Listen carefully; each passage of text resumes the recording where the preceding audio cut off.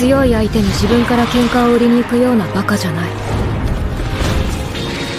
アイゼンがシュタルクを殴ったのはあいつが弱かったからでも失望したからでもない。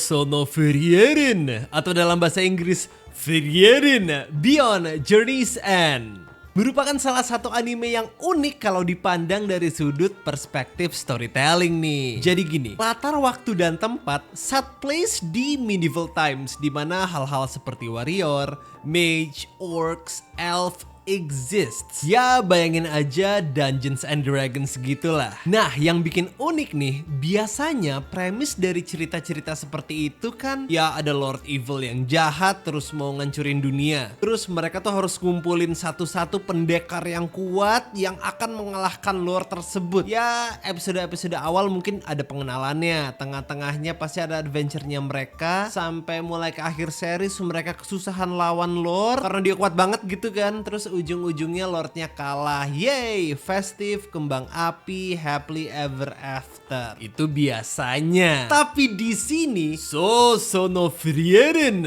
mereka itu malah memulai episode 1 di festive kembang api happily ever after itu. Dar. Bayangin, episode 1 mereka adalah episode terakhir dari tipikal anime-anime yang bergenre ini. Pertanyaannya, terus gimana bang nyeritain apa lagi bang? Kan udah selesai ceritanya. Nah ini menarik emang nih. Jadi Frieren ini karakter utamanya adalah elf mage yang somewhat hidupnya tuh lama banget. Saking lama tuh kayak ya hitungan tuh kayak ribuan tahun lamanya. Nah series ini kita juga dituntun melihat kehidupan dari perspektif orang yang hidupnya tuh lama banget. Dimana waktu itu bukan hal yang krusial.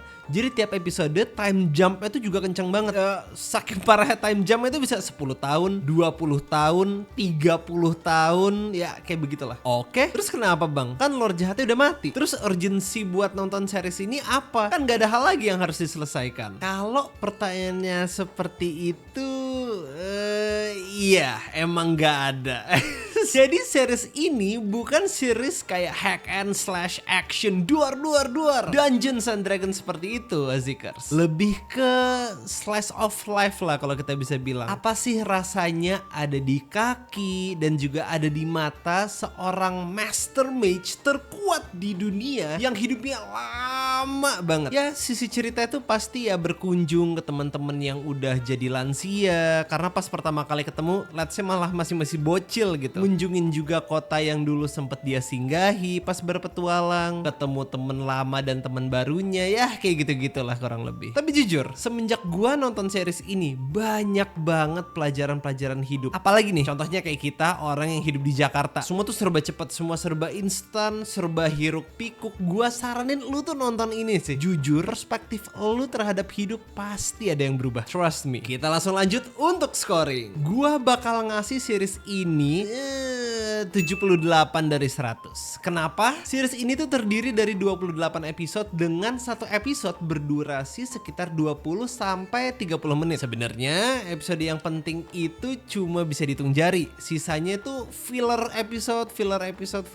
Itu kalau ngomong dari satu retention satu season ya. Kalau misalnya kita padetin lagi ke satu episode doang, satu episode pun itu terdiri dari 30 menit misalnya. Tapi yang paling penting itu sebenarnya cuma 8 menit. Sisanya tuh cukup dragging in my opinion. Contoh, mereka tuh bisa nguras 8 menit nih di satu episode. 8 menit itu bisa habis untuk adegan buka pintu, jalan kaki, makan roti, ngomong, rotinya enak for 8 minutes. Itu doang gitu.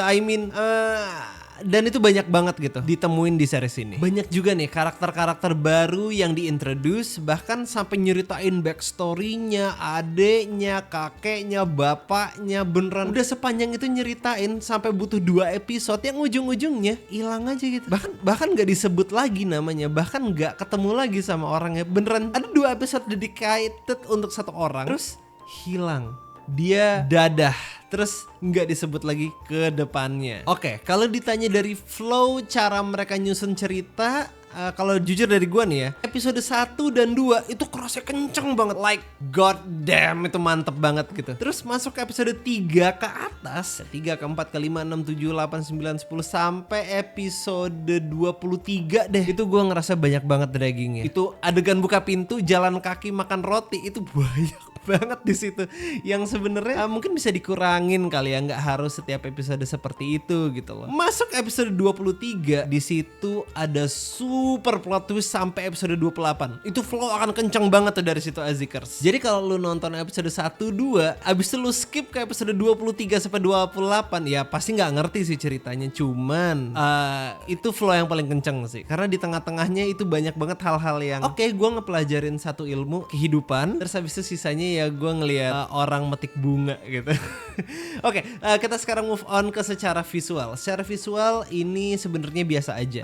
Nggak ada yang spesial lah kalau menurut gue. Tapi kenapa gue masih memberikan nilai 78? Cause mereka bisa ngasih banyak banget kata-kata mutiara dan juga pelajaran-pelajaran dengan cara penyampaian yang unik. Pertanyaan berikutnya gue bakal ngasih ada 2 cabang. Cabang pertama adalah, apakah gue harus banget nonton ini Bang Dim? Jawabannya iya. Kalau misalnya lu mau sebagai ilmu untuk pribadi lu, ini oke banget jujur. Dan untuk kultural, tanda kutip ya teman-teman lu yang wibu, kayaknya lu juga harus nonton film ini deh. Jadi ya dibilang harus nonton, kayak harus deh kalau gue bilang. Ini keren sih jujur. Kalau misalnya nggak dipakai untuk obrolan, ilmu untuk diri lu sendiri juga mantap banget Azikers. Akhir kata. Menurut Azikers seru gak sih kalau misalnya gue ngebikin review-review anime seperti ini? Kalau misalnya iya, kasih tahu di bawah kolom komentar, kasih tahu aja Bang Dim review anime ini, review anime itu. Kalau misalnya Bang Dim udah bikin review game aja, tenang, gue bakal ngerjain itu juga.